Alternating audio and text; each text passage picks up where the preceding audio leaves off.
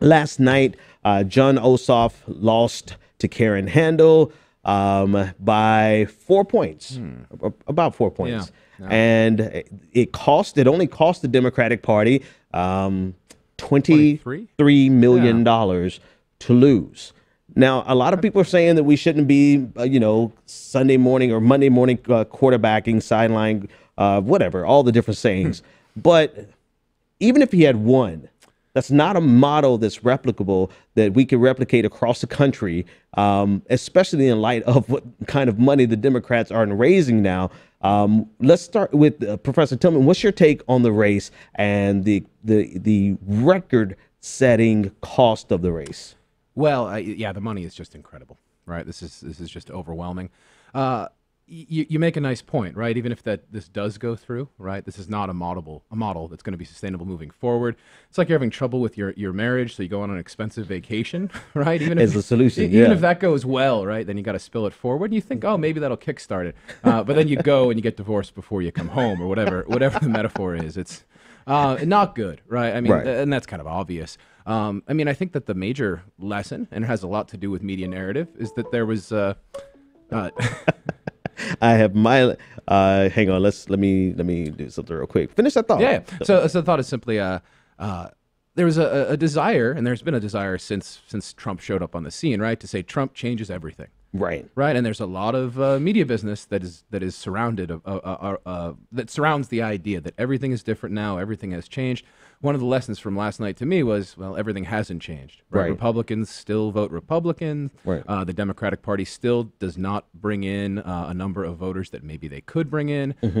Everything hasn't changed, right? Which is often the case, but often not the way that a sort of media narrative wants to put it. Right. And it's also, things have not changed in the sense that we try to nationalize local races.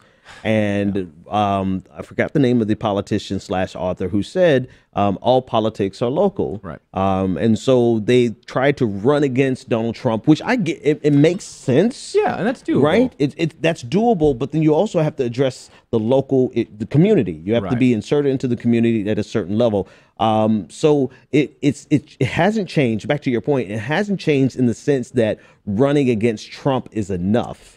Running against Trump got them. Tom Price won the district by 20 points. Running against Trump got them close. Right, he shaved off a lot of that, but it wasn't enough. You know, running against Trump can be localized, right? Because you can, point to healthcare and say. But Ossoff didn't want to do that. But he didn't do that. I understand. Right. So running against Trump does not mean not running locally, but he seemed to kind of choose not to, right? You go to your community and you say, that's a good point. What do you guys need, right? And my guess is if you put in front of them the conditions of the healthcare bill, they're not going to like it probably. I'm guessing that.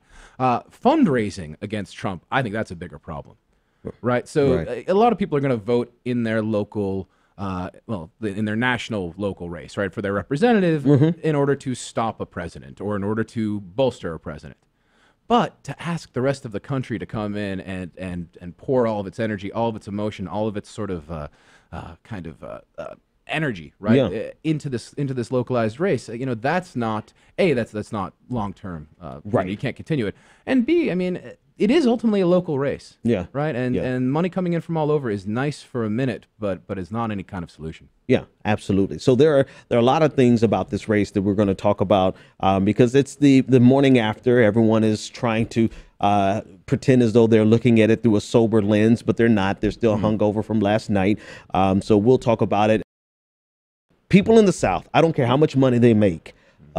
If they're billionaires, everybody in the South goes to church. That is I don't care if they're black, white, it is a Southern. I mean, that's where they go. So people were like, oh, social issues didn't matter to this moderate class of Republicans. Where are you on Sunday morning?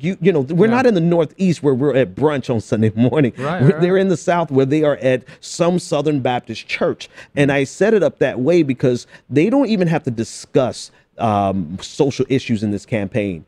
The Republicans who support or the Republican Party in the South are evangelical voters. They are people, if they're not evangelical, they're Episcopalian, they're Catholic, they are religious, and they are not going to trade over from the Republican Party to the Democratic Party for two main reasons: LGBTQ rights and a woman's right to choose. So even if you can appeal to them economically, you cannot appeal to the Republican Party in the South as a Democrat who's going to support pro-life and pro-choice and LGBTQ rights. It's a non-starter. Yeah, well, and if you're worried about that, Ossoff plays right into it, right? This secular Jewish guy, sort of associated with all kinds of, social liberalism. Yeah, not progressivism necessarily, but yeah, I mean, I won't speak for the Southern electorate. I think you've got a lot more experience. Listen, they're in church. It's Wednesday night. They're getting ready to go to Bible study at 7 o'clock. Well, it's already 8 o'clock. So they're coming out and they're going home. But this is where they are. This is what they do. And it creates social pressures. I mean,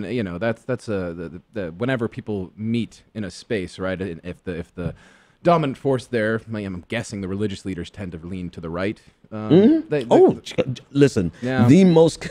Let me tell you, I don't know why they thought they were going to win Republicans, because of just the simple fact that, like you said, Republicans vote Republicans. But particularly in the South, to get a Republican who is serious about being pro-life, who is serious about protecting traditional marriage, you actually believe you're going to get a majority or even a plurality, enough of those to win as a Democrat.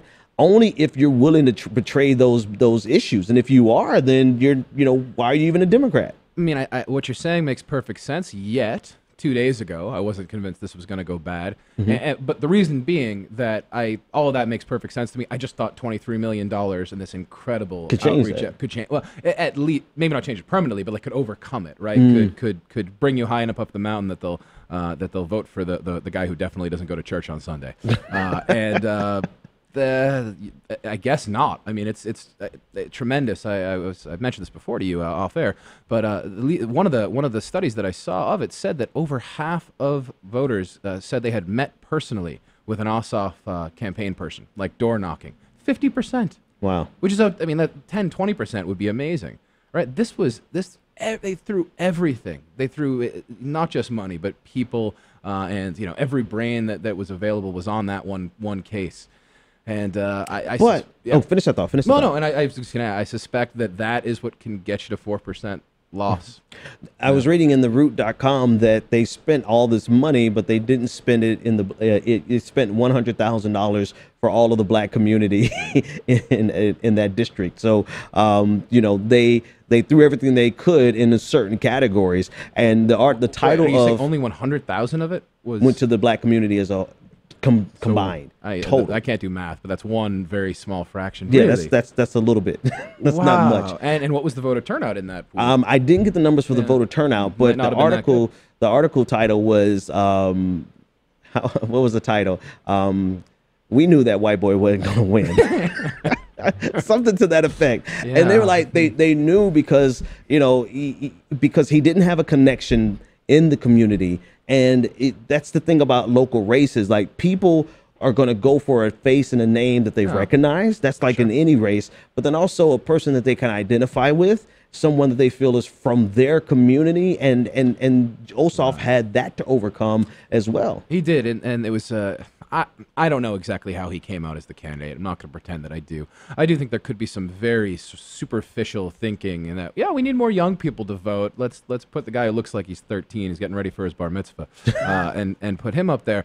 And, that doesn't say that he's not mature and he's not able to do it, but there is this sort of very superficial, he looked the part of a guy who would get young votes. Right, and that might have been part of the story. I'm not saying, I don't know where it was, but it wasn't, as you say, it wasn't somebody who was steeped in that community, the crucial parts of the community. Right. Especially if you're going to go with a traditional route. Yes, right. If you're going to go with standard politics, then you better have standard politics relationships. You better, right? Now, if you want to come as an outsider, this is what Barack Obama was able to do in 2008. He came as an outsider. He didn't have those relationships that would separate them away from Hillary Clinton to him. So what did he do? He just ran right through all of them and built his own coalition. Ossoff wanted to run, and he ran a traditional campaign, but he did not have those those relationships in that district such that he could benefit from running. He needed to run as a populist, as an outsider, as a revolutionary. Someone did. He didn't need to, right? He's well, not the somebody, guy. right? Yeah. Right, somebody, Yeah. right? Because if he could switch it on and off that easily, we definitely No, I don't. believe he's legit Yeah. in so far as he like, seemed to be a pretty moderate guy, kind of wooden, fairly well spoken. I believe that we saw a pretty good version of him. In all honesty, he'll get older and maybe he'll improve. Oh, it's going to be so boring. This is the last thing I'll say about it. Was change. Ossoff is going to be so depressed when he runs in 2 years and nobody's throwing any money. Nobody's going to care at all. No national media coverage. He's going to feel like, because this is a bullshit election in real life, right? Most races are miserable, lonely experiences, and that you're doing everything you can to get every dime. You don't get national coverage in a district. It's going to be like going from American Idol to like the VH1 house or even whatever, worse, right? Maybe it's even like less it's than that, going from American Idol down to the local talent show. That's what it's coming to be. Right. I don't wish him ill towards him, but like sometimes the lights and the glamour and everything really will fool you. And this is his first race too. He's But that said, he was always listed as filmmaker, and his CV is somewhat mild. He will be in a better position when he goes into a room. He looks for money now. He'll be okay. Oh, but no, he's not. I mean, we're not going to worry. But he's probably got some things lined up. We're not going to worry. He might about have got a lot of what he wanted out of it. Not that I think he got enough Twitter. Win, he got enough Twitter followers out of it to convert it into a business. So anyway,